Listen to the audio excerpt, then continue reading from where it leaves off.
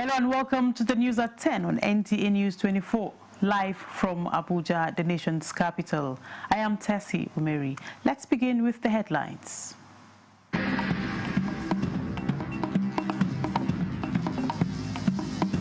GAT9 summit in Yokohama after Dubai stopover.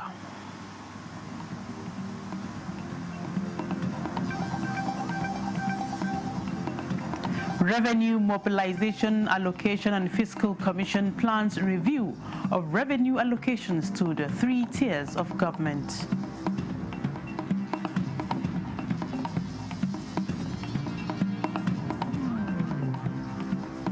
Federal government to disburse 54.9 billion naira to over 2 million households in August under conditional cash transfer program.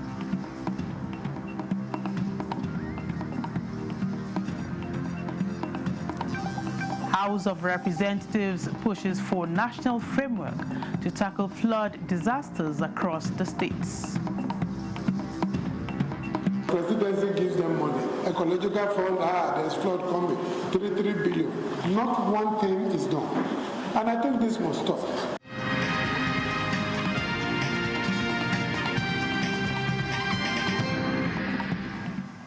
We begin on bilateral ties. President Bola Tinubu is in Japan for the 2025 Tokyo International Conference on African Development TICAD. After a stopover in Dubai, the Nigerian presidential flight 001 landed at the Haneda International Airport, Tokyo, at about 1 a.m. local time Tuesday morning, Japanese time. The Nigerian leader was received by Ambassador Hideo Masubara, Japan ambassador in charge of TICAD. The president will in Japan attend the 9th Tokyo International Conference on African Development TICAD-9 in the city of Yokohama from August 20 to 22nd with the theme, Co-Create Innovative Solutions with Africa. TICAD-9 will focus on Africa's economic transformation and improvement in the business environment and institutions through private investment and innovation. In addition to attending plenary sessions on themes linked to the conference, the Nigerian president will hold bilateral meetings and meet the chief executive officers of some Japanese companies with investments in Nigeria. At the end of the TICAD-9, President Tinubu will leave for Brasilia, the capital of the Federative Republic of Brazil, on a 2-day state visit from Sunday, August 24th to Monday, August 25th. The state visit to Brazil is on the invitation of the Brazilian President Luiz Inácio Lula da Silva.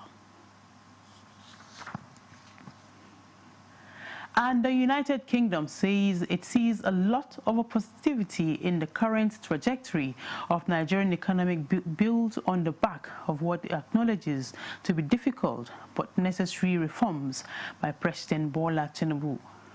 British High Commissioner to Nigeria, Richard Montgomery, said this during an audience with Nigeria's First Lady Oluremi Tinubu at her office in the Villa. State House correspondent Adini Taiwo has more. It is the first formal engagement between Nigeria's First Lady Oluremi Tinubu and the British High Commissioner Richard Montgomery, along with his team. You relate more their conversation, with the government, which centered around a shared interest in women empowerment, took off on a note of acknowledgement, applauding the impact of ongoing economic reforms in the country. And indeed, the UK has an enhanced trade and investment partnership with Nigeria. We are watching with great interest the new opportunities being created by the reforms of His Excellency, the President of the Federal Republic of Nigeria, Bola Ahmed Tinubu, your husband. And as I hope you have seen, the UK has been very public supporters of these very brave, bold and difficult reforms. We understand that these reforms create short-term challenges, but we see lots of positivity now in the economy, and our British business colleagues are looking at those opportunities. Impressed by the track record of the New Hope initiative as a special purpose vehicle, delivering empowerment to women in key areas, the 3-man delegation is here to also have a better understanding of its policy initiatives. We are particularly interested in the work which the RHI and you yourself have done to promote women's empowerment, but we have a very strong focus also on women's economic empowerment, both in the formal sector, such as banking, financial technologies, but also the informal sector. Happy to avail our guest with details of RHI support for women in agriculture, business and ICT, the First Lady also highlighted the limit placed on our interventions by lack of budget. And we're trying to meet the challenges in different ways that we can. It's quite tough when you have an office and there is no budget that supports that office. People expect much from the wife of the president, when it comes to social issues. And I think we just have to step forward to take such responsibility. She agreed with her guest that the number of women in the National Assembly is dwindling and promised to cooperate with ongoing process to improve the numbers. A special seat bill, which seeks to create additional legislative seats for women in national and state houses of assembly, is undergoing debate in the ongoing review of 1999 Constitution. In the State House, Adeniyi Taiwo, NTA News. Now to economic matters. The Revenue Mobilization, Allocation and Fiscal Commission has hinted on plans to review allocations accruable to 3 tiers of government.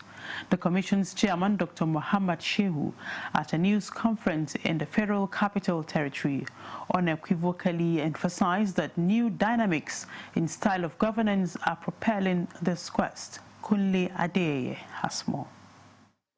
In the current revenue sharing formula, the federal government has the largest chunk of 52.8%, 26.7% goes to the states, while the third tier of government settles for the remaining 20.6%. With the recent economic and demographic transformation and devolution of certain responsibilities from the exclusive to the concurrent legislative list, the Revenue Mobilization, Allocation and Fiscal Commission sees the need to redistribute the sharing formula.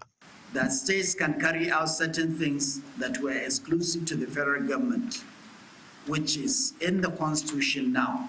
Distribution of electricity, now a state can embark on that. The situation has made it essential to reevaluate the structure of fiscal federalism in order to foster economic growth in individual states, enabling them to become independent from the central government and ensuring equity, responsiveness, and sustainability.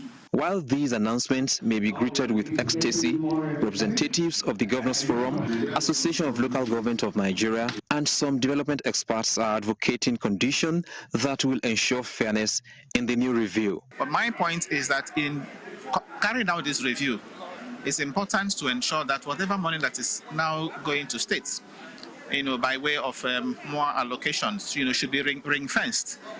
Because when you don't ring-fence money sent to subnationals, the money gets to them and you can't really be sure of what the money is being used for. The allocation formula was last reviewed more than 3 decades ago in 1992, with alterations from 2002 to date through executive orders. Kunle Adeyeye, NTA News. In the efforts to empower vulnerable persons and reduce poverty in the country, the federal government is set to disburse 54.9 billion naira to more than 2 million households in August 2025 through the National Social Investment Program Agency under the National Conditional Cash Transfer Program. This was disclosed by the Minister of State for Humanitarian Affairs and Poverty Reduction, Dr. Yusuf Tanko Sununu, during a courtesy visit by the delegation of the Presidential Economic Advisory Council, led by the Director General Prince Adeniyi Adeyemi in Abuja. The minister further disclosed that before now, the federal government has disbursed 419 billion to 5,913,286 households under the CCT program, and the disbursement is unbiased and based on data that are verifiable.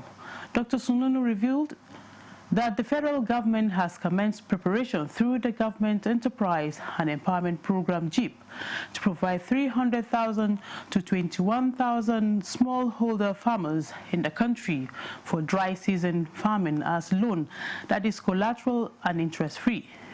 The program is aimed at mitigating the effect of flooding on rainy season farming. President Bola Ahmed Tinubu has reaffirmed Nigeria's commitment to deliver clean and sustainable energy solutions, not just in country but also across Africa and beyond.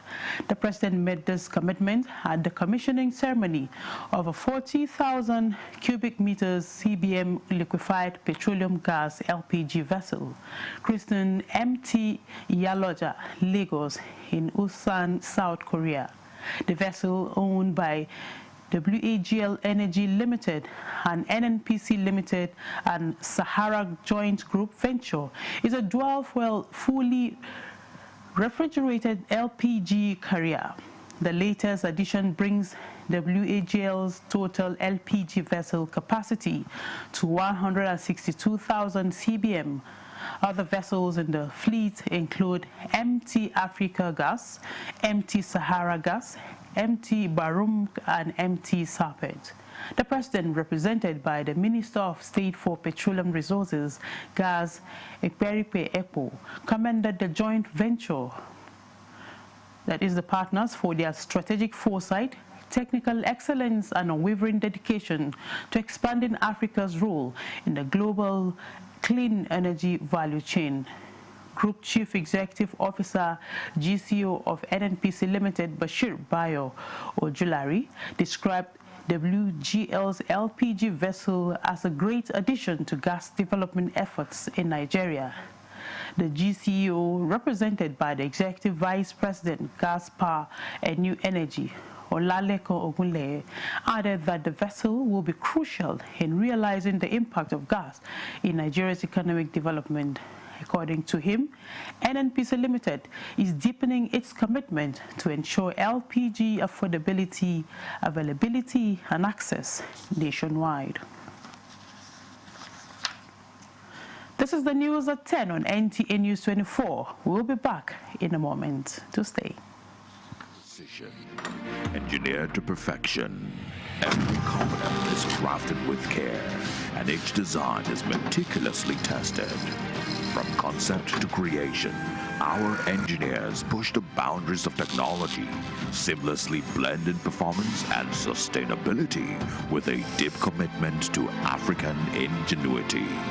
Introducing the CNG Boss, a remarkable achievement in engineering designed to operate on compressed natural gas, a cleaner and more sustainable fuel alternative. At Innocent Vehicles, we proudly lead the way in creating greener mobility across Africa. And it doesn't stop there. From SUVs to sedans, spacious buses to electric cars, Innocent offers a wide range of models designed to meet every need. Innocent Vehicle, the pride of African roads. Its former glory and elevate its status on the global stage. First, the inefficient road network will be replaced with two independent ring roads, the outer ring for departures and the inner ring for arrivals. Second, the existing structure of Terminal 1 will be strengthened to improve its integrity. The connection building will link the two terminals, and the skywalk will connect the car park to Terminal 2, ensuring seamless passenger movement within these facilities.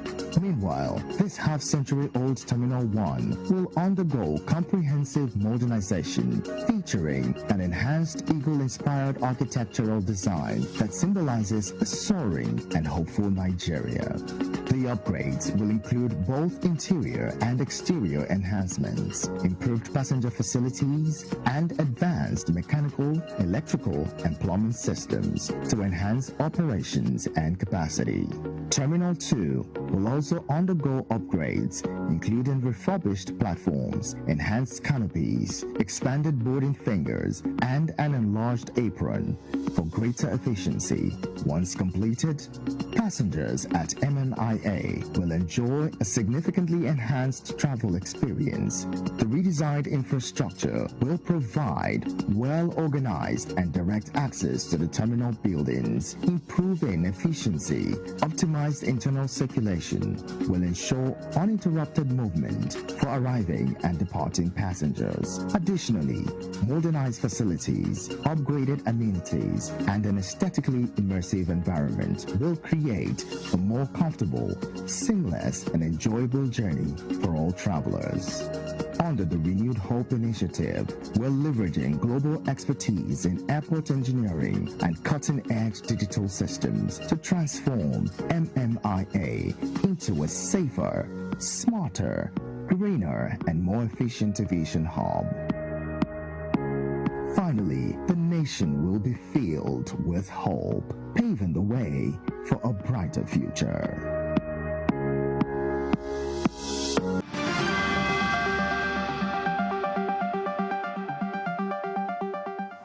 Many thanks for staying tuned. Organizers of the proposed Groovy December event under the Imagine Abuja initiative paid a courtesy visit to the office of the Permanent Secretary of the Social Development Secretariat Abuja, signaling collaboration and support for the upcoming event in the Federal Capital Territory. Alika Okpanachi Arua has more. The Imagine Abuja initiative, known for its creative and community-driven programs, seeks to make the maiden edition of Groovy December Carnival a celebration that will promote social engagement, enhance Nigeria's image and cultural branding, in addition to attracting economic development into the country. Permanent Secretary, Social Development Secretariat, expressed optimism about the initiative's potential impact, pledging the support of the Secretariat. The SDS, we are like I said, the custodian of arts, culture and social welfare and tourism development in the FCT. And our responsibility is to promote, regulate and coordinate tourism activities while also ensuring that culture and creativity are harnessed for economic and social impact. The first of such projects is the Abuja Green City, a 90% culture, entertainment and tourism city capable of attracting about 20 million tourists annually in the next 4 years, generating about 30 trillion naira to the FCT alone, contributing significantly to the Federation account to benefit all states and the FCT. Outlining some of the objectives of the event, the organizers noted that it will not only promote cultural exchange, community outreach and social development, but will also turn the Federal Capital Territory into first-choice tourist destination. What makes us us is what we want to sell, and Groovy December is that opportunity. It's going to be 16 days of non-stop fun and excitement. It's going to have a lot of interplay of culture, tourism, games, The event is scheduled for December this year in Abuja. Alika Okpanachi, Arua, NTA News. Let's take a look at environment matters. The House of Representatives is advocating a comprehensive national framework to tackle perennial flood disasters in the country. The leadership of the House stated this at the formal inauguration of an ad hoc committee on flood management and response. National Assembly correspondent Metaire Ikben has more. This year, the National Emergency Management Agency disseminated early warning messages on flooding to high-risk areas across 36 states of the Federation and the FCT. Yet, 24 states are so far impacted by flood disasters while the rains are gaining momentum. The House of Representatives believes it is time to walk the talk. Hence, this ad hoc committee on flood management and response has the backing of the House to investigate the root causes and assess the preparedness and response mechanisms of relevant agencies at the national and state levels. Every government at the local and state level, they know the flood is coming. They know. And sometimes they are using it to fleece the federal government because the presidency gives them money. Ecological fund, there's flood coming, 3 billion. Not one thing is done. And I think this must stop. enough is enough. The time for a piecemeal approach is over. As a country, we must change strategy and ensure that the life and properties of our people is not only protected, but is also safe. The federal government, on its part, is stepping up efforts to stem the attendant humanitarian crisis by providing succor to Nigerians displaced by flood as well as other natural and man-made disasters. Distribution of poverty in Nigeria, 65% of poor in Nigeria are in the northern part of the country, as against 35% in the southern part. And out of these 65%, almost more than 70 of them are farmers. And most of them are also affected by flooding. Committee members have been asked to spare no effort to safeguard lives and livelihoods. From the National Assembly, Mitaire Ikben, NTA News. Nigeria's energy transition is not just about cutting emissions. It is about creating opportunities, and as part of efforts to build a skilled green workforce, multisectoral players have launched an enhanced solar energy curriculum tailored towards equipping young Nigerians with practical industry-ready skills to support the country's broader energy transition goals. Charles Alpha has more. The demand for solar energy solutions in Nigeria is increasing rapidly. However, the supply of trained and certified personnel remains limited.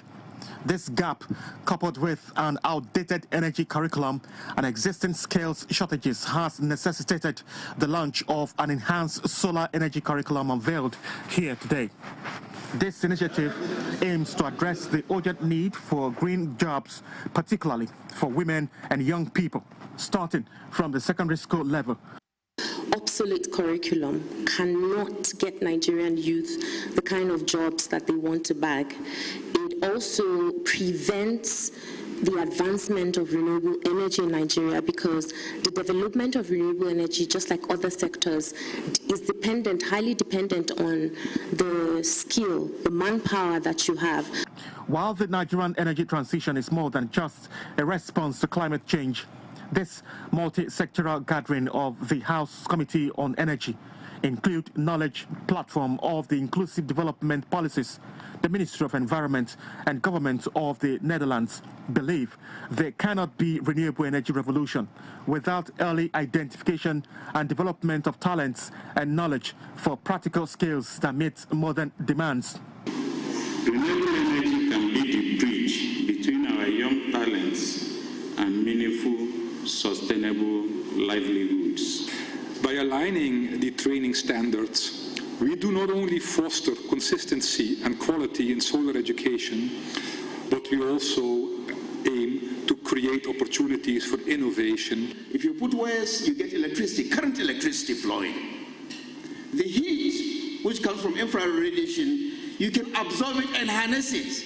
This is what these two curricula have presented to us. For us to be the renewable hub, we need to have a talent, skills and development that is structured, that is sustainable across the ecosystem. Charles Alpha, NTA News. Former Ghanaian President Nana Akufo-Addo is advocating building stronger institutions to foster Africa's growth and development. Defense correspondent Ismail Musa reports that Akufo-Addo, the lead speaker at the National Defense College Course 33 graduation lecture, notes that corruption remains Africa's greatest governance challenge and needs to be addressed squarely. Nigeria, with vast ungoverned space, has for decades experienced different security challenges. Terrorism in the northeast, banditry in the northwest and central, and IPOB in the southeast. Though these security challenges are partly attributed to institutional failure, the Minister of Defense stressed the commitment of the present administration in changing the tide. Nigeria is committed to strengthening institutions for efficient governance. Evidently, leadership appointments, reforms, and new frameworks are deliberately designed to enrich accountability, professionalism, and coordination. As the future strategic leaders, it is essential that you fully appreciate the pivotal role strong institutions play in delivering good governance. Without such institutions, there cannot be lasting security or sustainable development. And holding the executive accountable. The lead speaker at the event, former president of Ghana, focusing on strengthening institutions for good governance in Africa, harps on tackling corruption, reforming courts, security agencies, addressing poverty, adopt technology, and reduce donor dependency.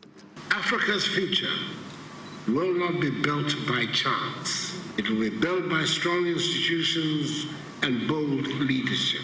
It will be built by very deliberate steps by a continent that is ready to evolve. 99 participants, including 23 officers from allied countries, are set to graduate in the course 33 of the prestigious military training institution. In Abuja, Ismail Musa, NTA News.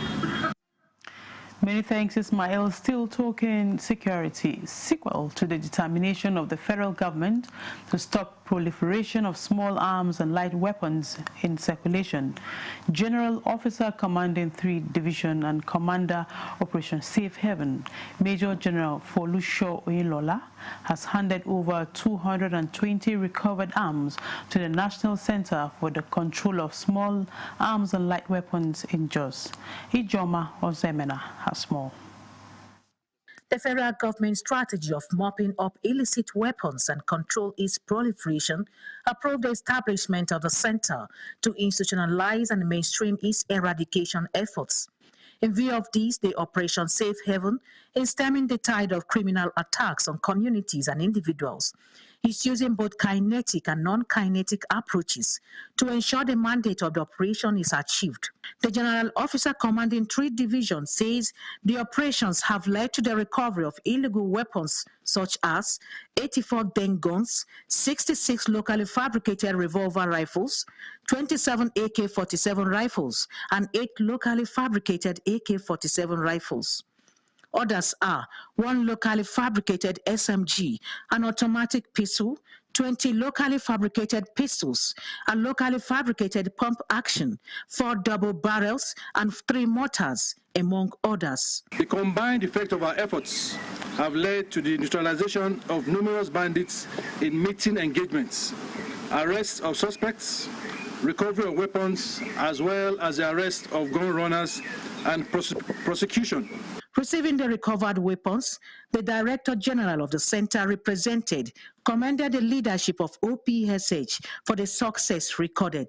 2023, a sizable number of weapons were also recovered here. Today, we are here to take over more. He urged the troops to sustain the tempo to curtail activities of criminals in their joint operation areas. In Jos, Ijoma Ozemena, NTA News. It's still the news at 10 on NTA News 24. More reports in just a moment. It's engaging, it's refreshing, and impacting. Are you interested in contributing to the Nigerian project? Are you keen on adding your voice to the making of the Nigeria of our dream? Are you willing to be part of the new tribe of Nigeria that are sold on doing the right thing always? Then join the conversation every Saturday by 5 p.m. on Impact Nigeria on NTA News 24.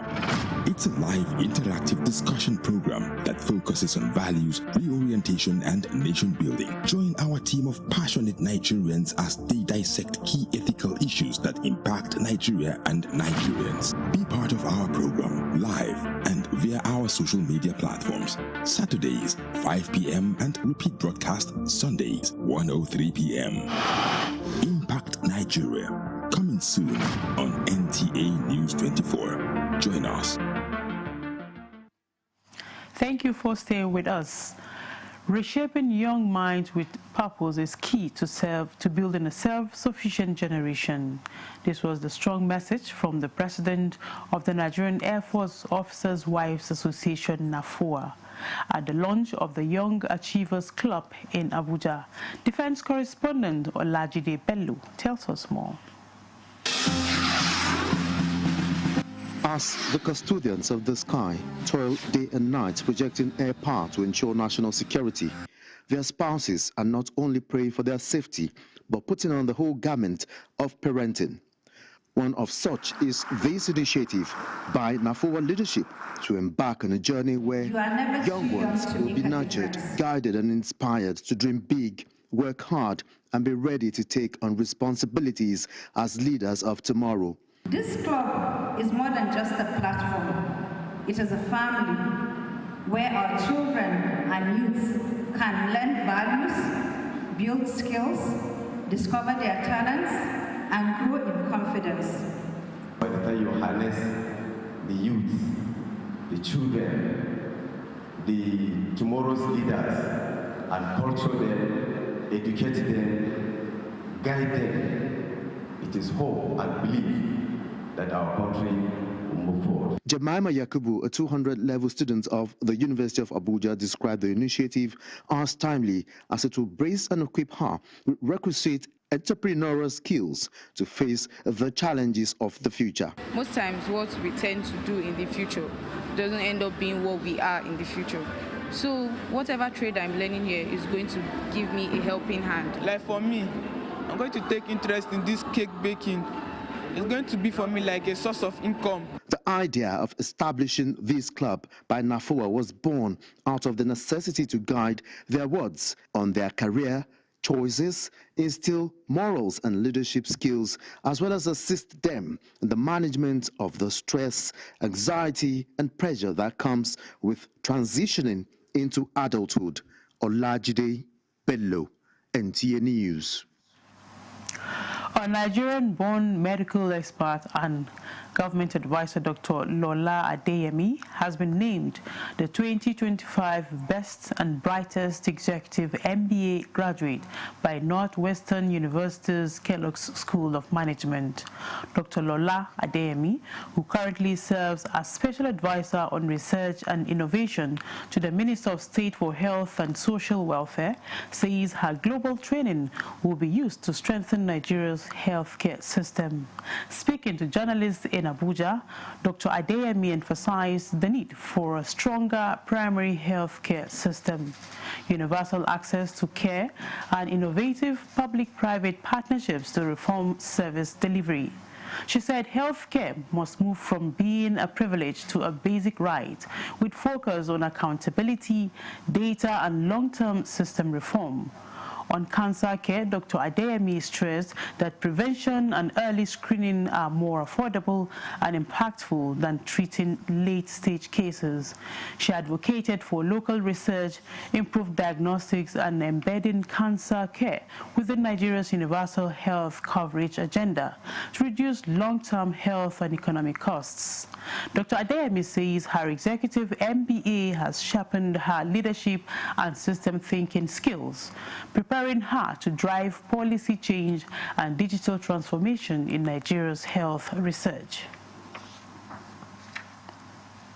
The Prison Fellowship Nigeria has opened its annual prayer week with a Thanksgiving service. Leaders of the fellowship used the occasion to advocate a stronger criminal justice system, pointing out that 60 to 70% of inmates across the country are awaiting trial. The deputy chairman. People who are going to incarceration, like it or not, they will come out. If they are changed, the society is better for it. My advice to government is to give more support to the welfare and concern of the inmates. The deputy chairman of the board also pushed for voting rights for inmates, insisting that incarceration should not strip them of their citizenship. Elections should be extended to the prisons so that they will also have a say. The fellowship says its commitment is to pray and to press for reforms that give every inmate a fairer chance. The National Human Rights Commission says it is strengthening efforts on the effective documentation and reporting of human rights violations and complaints handling in Nigeria. The Executive Secretary of the Commission, Tony Ojukwu, represented by the head of the monitoring unit, hinted at this during an engagement with staff and civil society organizations in Abuja.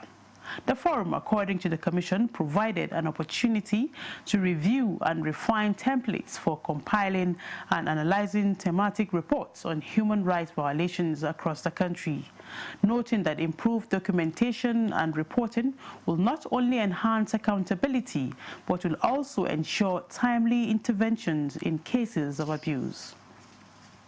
And data that will be verifiable to enable us send to the world good state of human rights report in Nigeria. And on politics, the Independent National Electoral Commission, INEC, FCT, has commenced a display of particulars of candidates submitted by political parties for the upcoming area councils in the Federal Capital Territory, in line with Section 29 of the Electoral Act. Resident Electoral Commissioner Aminu Kasimu Idris says the exercise is part of efforts to keep political parties, candidates and the public informed ahead of the polls. Onotu Yakubu brings us more. INEC has taken a fresh step on the path to the successful conduct of the FCT Area Council election with the public display of particulars of parties' flag bearers for the exercise. This is in adherence to Section 29 of the Electoral Act, which directs the Commission to publish details of candidates put forward by political parties. This phase is also marked in INEC's timetable for the election, forming part of the scheduled build-up to the poll. The resident electoral commissioner says putting the particulars on display opens the space for scrutiny, not just by political parties and candidates, but also by voters and the general public. Yeah, these are the documents submitted by the candidates. That is their qualifications, their background, all is attached there. So if somebody says he holds a degree and you are a schoolmate of his and know that he doesn't have that degree, you have the chance to now petition and take up the issue. Those with objections are expected to follow the laid-down process for raising complaints. No, you don't petition INEC, you petition the court. Okay. You take him to court, and it's the court that will check his documents and pronounce whether it is authentic or not authentic. So INEC's job is to display it, and we have done it. We have done that. Additionally, of course, you know today, continuous voter registration starts today online. And I think some people are already on it. So you can encourage your viewers to go ahead and start the online registration before the in-person registration starts on the 25th of August. INEC FCT also called on stakeholders to visit its offices across the 6 area councils of the territory, where similar exercise is also taking place simultaneously.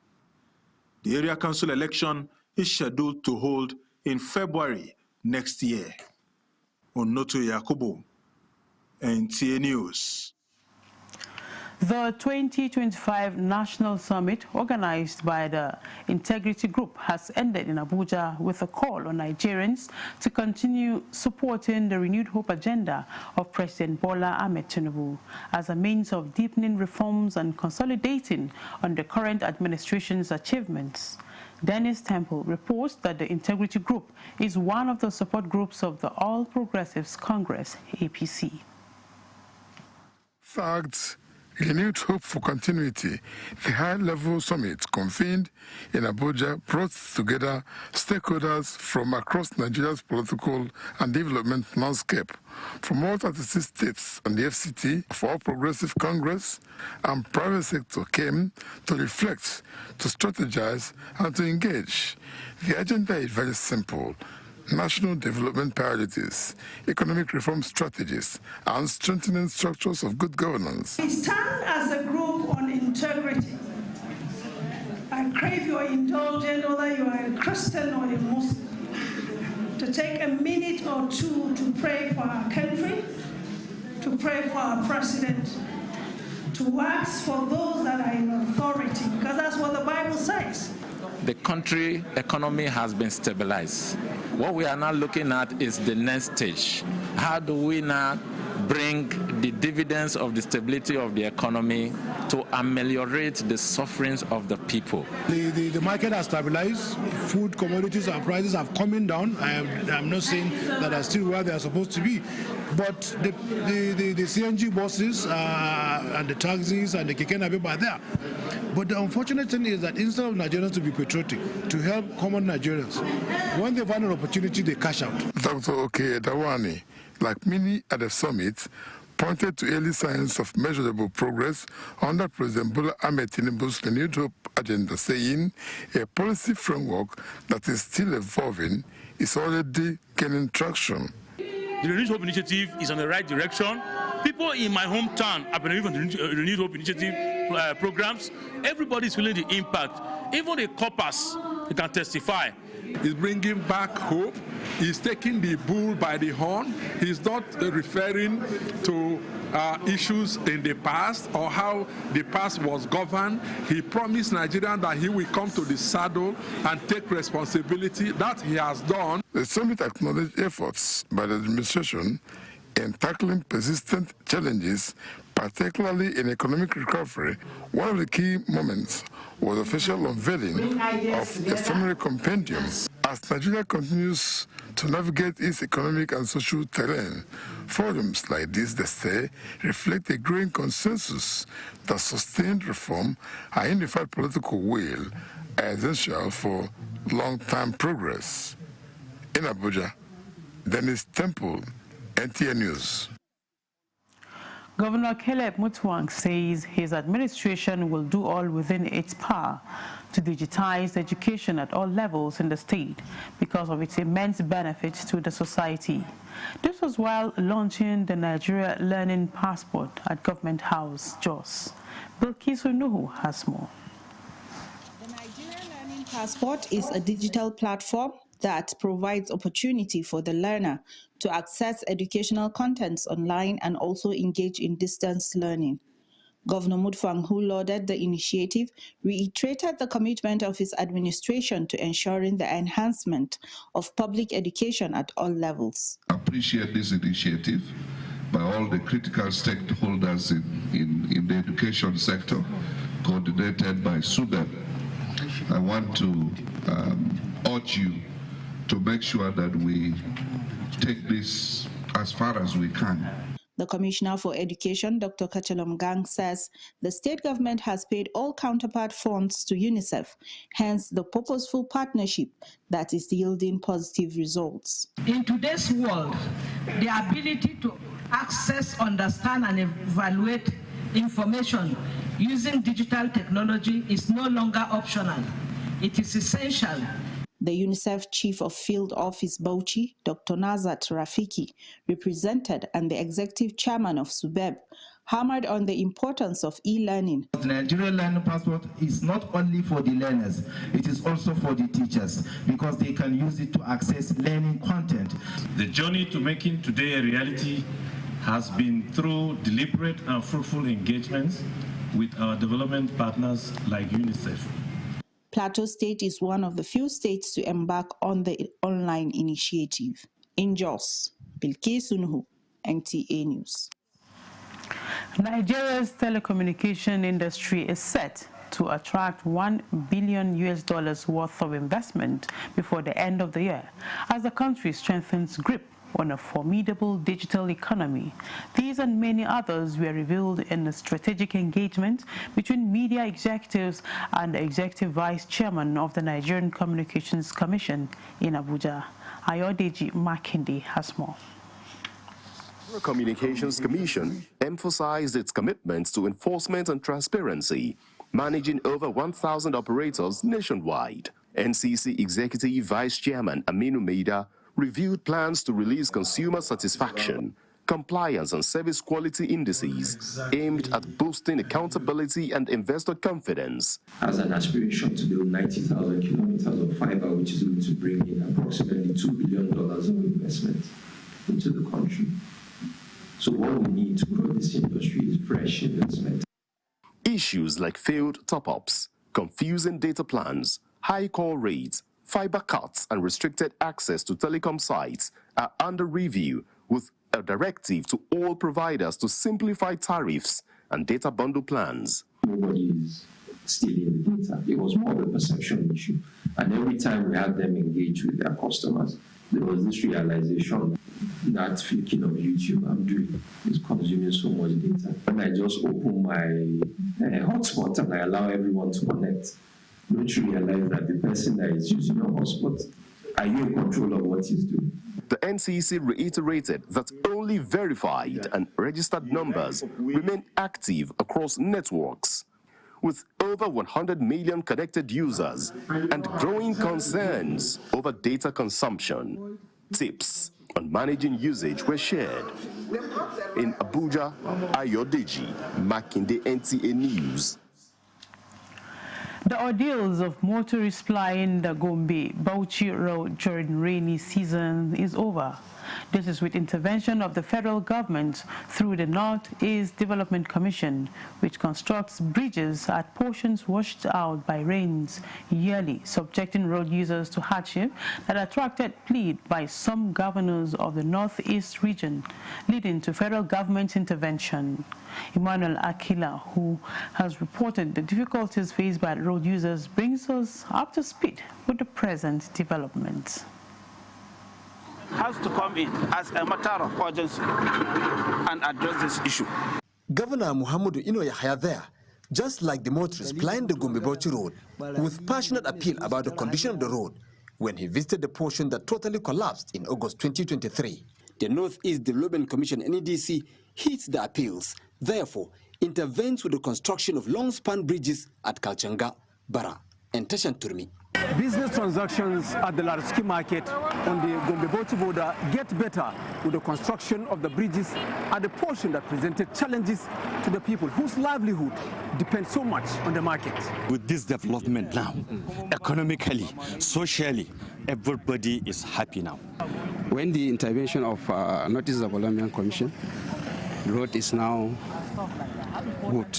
Looking at the mandate of the North-East Development Commission, the MD of the commission, Mohamed Goni Al-Kali, who has always been on the top of the game to see how we can reconnect the region in which it's part of our pillars, swing into action by collaborating with the Federal Ministry of Works together with the state in order to make sure that this pillar that we're having in our development master plan has been actualized.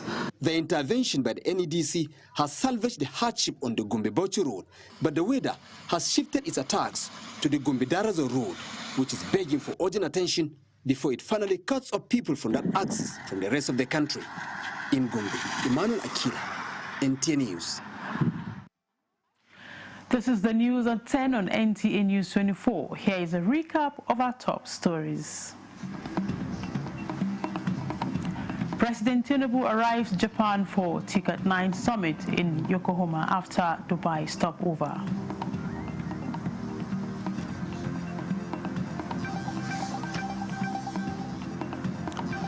Revenue Mobilization Allocation and Fiscal Commission plans review of revenue allocations to the 3 tiers of government.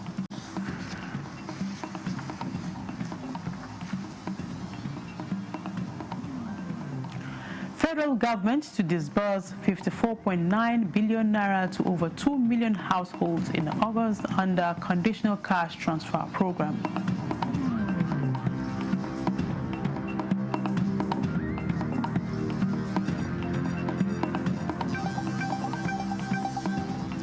And the House of Representatives pushes for national framework to tackle flood disasters across the states. Presidency gives them money. Ecological fund, there's flood coming, 3 billion. Not one thing is done. And I think this must stop.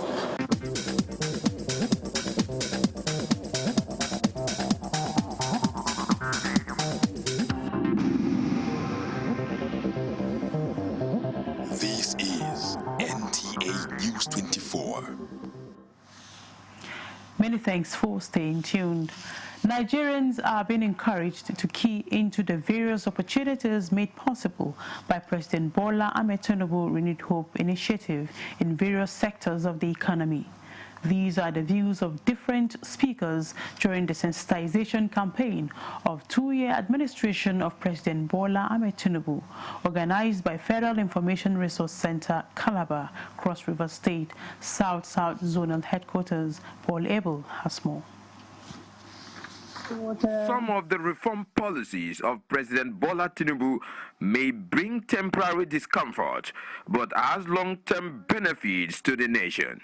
This is the reason head of the center, Federal Information Resource Center, Calabar, Jane Dakem, represented, highlights some of the measures by President Tinubu to cushion the removal of fuel subsidy, to include expansion of social support to 15 million households on conditional cash transfer, 1 million small businesses receiving nano grants, and revenue generation. Other milestones recorded in the South-South include infrastructure, Lagos-Calabar Coastal Highway, healthcare access, energy and oil sector reform, among others. There has been crackdown on illegal oil bunkering and investment in modular refineries to harness our region's resources. There were other presentations on economic diversification and local content creation, how to access student loan scheme, NELFund, among others, as well as experience sharing by beneficiaries. NELFund has fully digitalized the student loan application system to streamline the processing and disbursement of student loans. Creative innovations to young persons.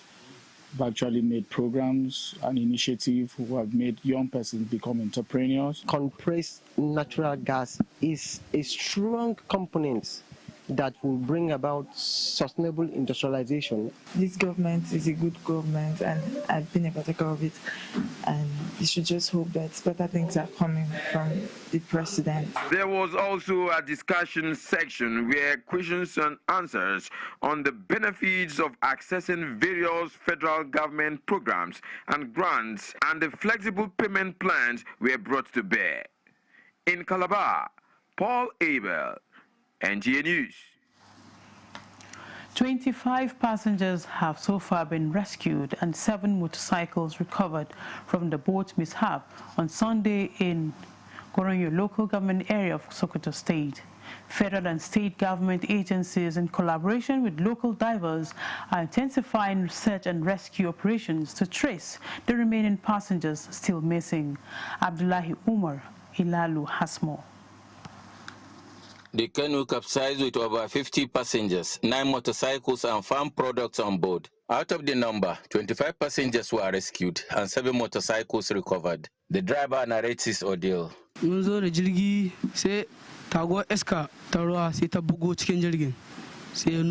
National Emergency Management Agency NEMA and National Inland Waterways Agency NIWA officials quickly responded by sending their teams to the scene to assist with rescue efforts. The federal government always emphasized that safety first. Safety first. Put on life jacket, don't overload, don't overspeed. So all these variables are not for everybody, it's for our safety. Governor of Sokoto State, represented by his deputy, condoled families of the victims, providing them with 20 million naira and 100 bags of rice support. The Minister of State for Works, Bello Muhammad Goronyo, represented, also sympathized with the victims' families, donating 2 million naira to ease their sufferings. People need to be very careful on noting the capacity at which this machine could take. And he has a plan to provide a modern boat that will replace these old ones that we are using, so that it will mitigate further occurrence of this event. The boat mishap is a reminder on the importance of giving the issue of maritime safety the attention it deserves, and the need for regular inspections and enforcement of safety regulations. From Sokoto, Abdullah Omar Ilalu, NTA News. Governor of Kogi State, His Excellency Alhaji Ahmed Usman Odudu, has extended heartfelt condolences to the National Chairman of the All Progressives Congress, APC, Professor Nentawe Goshwe Yilwada, over the death of his mother, Mama Lydia Goshwe Yilwada. In a condolence letter he personally signed by the Governor Odudu, described the passing of Mama Lydia as a painful loss, noting that she lived a life defined by faith, love and selfless service to God and humanity. The governor stated that the values instilled by Mama Lydia in her children are evident in the remarkable contributions of Professor Yilwada to the APC and to the nation at large. He assured the APC national chairman of his prayers and support, while asking God to grant him and his family the fortitude to bear the loss and to grant the soul of Mama Lydia eternal rest. And that concludes the news at 10 on NTA News 24. Thank you for watching. I am Tessie Omeri. Good morning.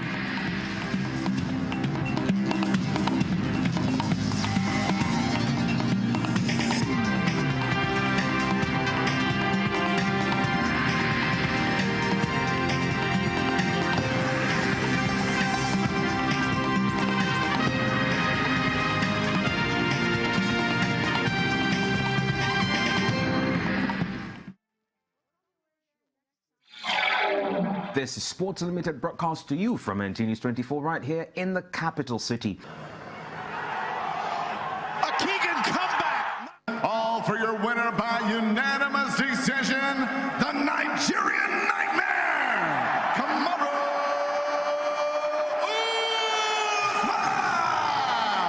Usman! 33 to 12:38. Kenny Harrison, who got the best start of all of them. Taylor Fritz is a quite magnificent champion. Head inverts. Ahead now, breaking free and scoring the fourth. Why do we always have to throw the baby away with the bathwater? A penalty save also in that very brilliant opener. George Russell wins. The Canadian